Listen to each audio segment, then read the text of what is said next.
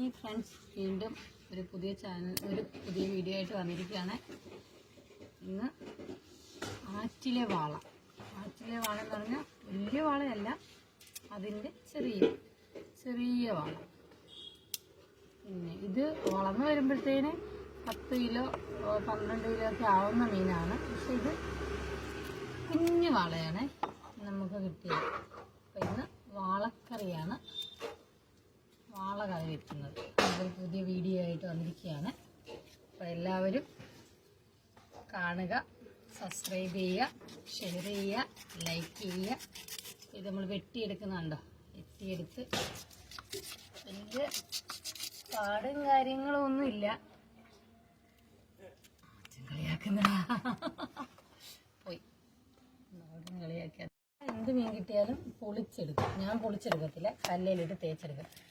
തൊലി കളഞ്ഞാൽ